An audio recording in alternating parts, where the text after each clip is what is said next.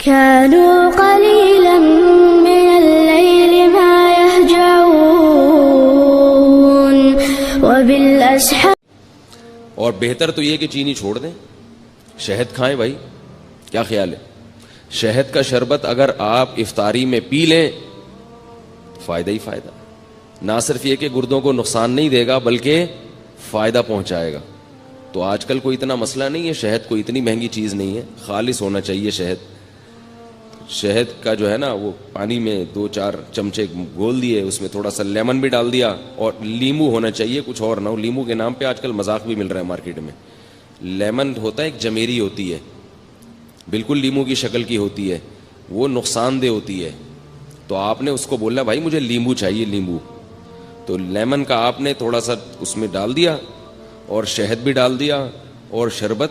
یہ سارے کام اپنے خرچے پہ کرنے, یہ پہلے بتا دوں آپ کو میں, ٹھیک ہے نا. ایسا نہ ہو مجھے فون کر کے آپ کہیں کہ آپ نے اتنے اچھے اچھے مشورے دیے ہیں. تو اب لیمو کا بھی, کیونکہ لیمو بھی ٹھیک ٹھاک مہنگا ہوا ہے, شہد تو ہے ہی مہنگی چیز. تو یہ آپ اگر پی لیں گے تو اس سے 2 فائدے ہوں گے. ایک تو سارا دن کی جو تھکاوٹ ہے آپ کی سیکنڈوں کے اندر دور ہو جائے گی. سمجھ رہے ہو؟ فائدے گنے. پہلی بات کیا؟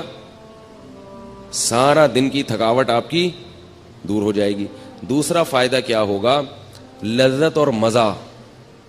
شہد اور لیمن کا شربت ملا کے پیئے, مزہ نہ آئے پیسے واپس, بڑا مزہ آئے گا پینے میں. تیسرا فائدہ, آپ کے جسم کا کولیسٹرول بولے نا پگھلے گا, ہینڈسم اسمارٹ ہو جائیں گے, باریک ہونا شروع ہو جائیں گے. نتھر, یہ جو جتنے بھی آپ کے جسم میں فاضل اور فضول چیزیں جو صبح سحری میں کھا کے پیدا ہوئی تھیں, وہ کیا ہو جائیں گی؟ ختم ہو جائیں گی. نتھرنا شروع ہو جائے گا جسم, توند کم ہونا شروع ہو جائے گی آپ کی. سمجھ رہے ہو نہیں سمجھ رہے بھائی؟ اور چوتھا فائدہ کیا ہوگا کہ شہد میں اللہ نے روحانی برکتیں بھی رکھی ہیں. قرآن میں اللہ نے کہا نا فیہ شفاء للناس, تو اللہ نے تعریف کی ہے. تو جس کی اللہ تعریف کرے ظاہر ہے اس میں جسمانی برکتیں بھی ہیں اور روحانی برکتیں بھی ہیں. تو یہ 4 چیزیں, اور پھر آہستہ آہستہ چینی سے جان چھوٹ جائے گی. یہ 5واں فائدہ ہوگا, شہد کی عادت پڑ جائے گی آپ کو کچھ دنوں میں. تو یہ تھوڑے بہت کام کیا کریں. اور اللہ کا واسطہ, یہ جو بازار سے جتنے قسم کے مشروبات آ رہے ہیں, جتنے قسم کے, چاہے وہ بہت اچھی کمپنیوں کے ہوں یا 2 نمبر لوکل کمپنیوں کے ہوں, سب ایک جیسے ہیں, سب نقصان دہ ہیں. جتنے مشروبات کوئی فری میں بھی دے رہا ہو نا, اگر فری میں بھی, تو نہ لیں اس کو. سمجھ گئے کہ یہاں تک؟ البتہ ہمدرد والوں کا جو روح افزا ہے اس کے بارے میں ماہرین کی 2 رائے ہیں. بعض کہتے ہیں وہ بھی کچھ ایسنس ہیں وغیرہ, اور بعض کہتے ہیں نہیں وہ خالص عرقیات کا مجموعہ ہے. تو مجھے اس کی تحقیق, کتنی اہم باتیں ان کو فری پھوکڑ میں بتا رہے ہیں اور یہ قدر نہیں کر رہے بھائی.